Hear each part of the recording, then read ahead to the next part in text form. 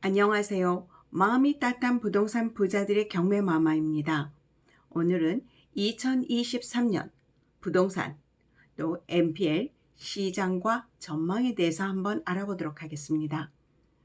부동산 또 MPL 시장에 대해서 알아보기 위해서는 부동산과 MPL에 영향을 미치는 요인들이 무엇이 있는지, 그 요인들을 어떻게 분석하고 해석할 것인지에 대해서 한번 검토해 보겠습니다.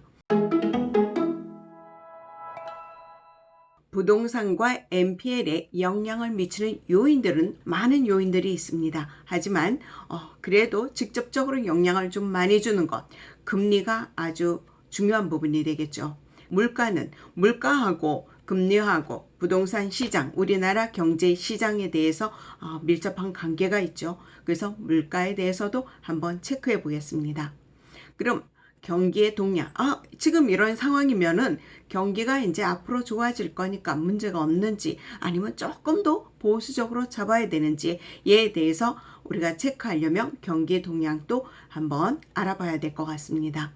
그리고 부동산 정책도 우리는 중요한 요인이 들어갑니다. 하지만 오늘은 부동산 정책에 대해서는 얘기하지 않고 다음 기회에 부동산 정책에 대해서 한번 알아보도록 하겠습니다. 이번에는 금리, 대출, 물가에 대해서 한번 짚어보도록 하겠습니다. 미 연준에서 2월 1일자로 금리를 0.25% 올렸습니다. 이걸로 동결이 될지 아니면 한두 차례 더 인상이 될지는 지켜봐야 되겠습니다. 그런데 우리나라 금리도 지금 3.5%에 이르고 있습니다. 그런데 금리를 조금 더 올린다는 얘기가 계속 나오고 있습니다. 이 부분에 대해서도 우리가 항상 눈여겨봐야 될 것 같습니다. 그러면 다음에는 우리 세계 최고 수준에 도달한 가계부채에 대해서 한번 검토해 보겠습니다. 가계부채가 2,000조에 이르고 있습니다. 국내 총 생산량 대비 105%에 이르는 최고 수준에 달하고 있습니다. 그런데 이 105%에 달하는 이 부채가 젊은 층들이 부채가 다른 세대보다 굉장히 빠른 속도로 증가하고 있다는 게 우리는 간과해서는 안 될 것 같습니다. 물가에 대해서 한번 짚어보도록 하겠습니다. 지금 물가는 정점을 찍고 약간 꺾인 추세입니다. 그런데 예상하기는 우리 2023년 1분기에는 4%가 되고 하반기에는 3%로 추측을 하고 있습니다. 추 부총리는 한 방송에 나와서 공공요금 인상이 대기하고 있고 그 다음 물가 상방 압력이 여전히 높다. 그러니까 물가가 아직 상승할 확률이 높다 하고 내다보고 있습니다. 그러면서도 앞으로 시간이 지나면서 서서히 물가가 안정될 것이라고 우리를 안심시켜 주고 있습니다. 그러니까 지금부터 시작해서 물가가 계속 내려갈 것이라고는 예측하지 않고 있다는 것은 우리는 분명히 한번 짚고 넘어가야 될 것 같습니다. 경기 동향에 대해서 한번 짚어보도록 하겠습니다. 2022년 4분기에는 마이너스 0.4%의 성장률을 나타내고 있습니다. 그리고 제조업은 연속으로 하락을 하고 있습니다.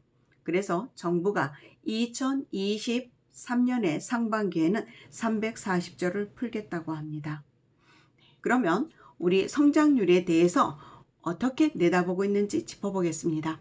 한국은행에서는 1.7%, 기획재정부에서는 1.6%, 전부 다 1%를 나타내고 있습니다. 그런데 국제통화기금의 IMF에서는 2.0%를 나타내고 있는데 이게 얼마 전에 조정이 되었습니다. 0.3%를 낮추어서 1.7%로 예측을 하고 있습니다. 이렇게 됨으로 해서 25년 만에 일본에 역전되었습니다. 부동산 MPL 시장과 전망에 대해서 한번 짚어보도록 하겠습니다.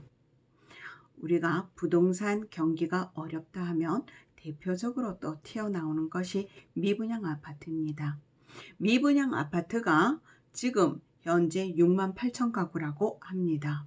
그러면 이 6만 8천 가구가 얼마나 많은 숫자이고 얼마나 위험한 숫자인지 한번 짚어보겠습니다. 1년 전 미분양 가구는 1만 7,710 가구였습니다. 그런데 1년 사이에 4배가 증가하였습니다. 그래서 6만 8천 가구가 되었죠. 그런 정부에서는 미분양 위험수, 미분양 위험 기준선을 6만 2천 가구로 보고 있습니다. 그런데 이 6만 2천 가구를 넘어섰습니다. 그러면 이 미분양 가구 수가 지금이 정점일까요? 조금 더 올라갈까요? 쌓이게 될까요? 우리 한번 눈여겨 지켜보고 이거에 대한 부분도 분석해 봐야 할 것 같습니다. 부동산 시장이 급락했을 때가 우리가 경험한 게 IMF 때가 있고 금융위기 때가 있었습니다. 급락을 했다가 금방 다 올라갔습니다. 그러면 이번에는 어떤 상황이 될까요? 제가 경매를 한 지 24년이 되었고 채권을 한 지는 한 10년 가까이 되었습니다. 하면서 금리에 대한 부분, 경매 시장에 대한 부분을 피부로 느끼고 있었죠. 그래서 2008년을 본다면 2008년 같은 경우는 금리가 금방 내려갔습니다. 인하가 되었어서 우리가 그거를 금방 극복할 수 있었지만 지금 같은 경우는 금리가 금방 내려갈 것 같지가 않습니다. 어느 정도 동결이 되었다가 차근차근히 내려갈 것 같습니다. 그렇게 된다면 우리는 이 시장을, 부동산 시장을 어떻게 바라봐야 될지 한번 고민해 봐야 될 것 같습니다. 경기가 어렵고 부동산 시장이 어려울수록 우리는 대비하고 준비해야 되겠습니다. 그러면 NPL 시장과 전망에 대해서 한번 짚어보겠습니다. 금리가 올라가면 NPL 시장에 물건들이 더 많이 나오겠죠.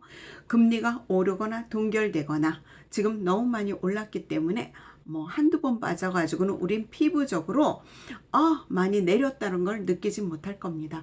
그렇게 된다면 NPL 시장이 오랜 기간 동안 각광을 받을 수 있습니다.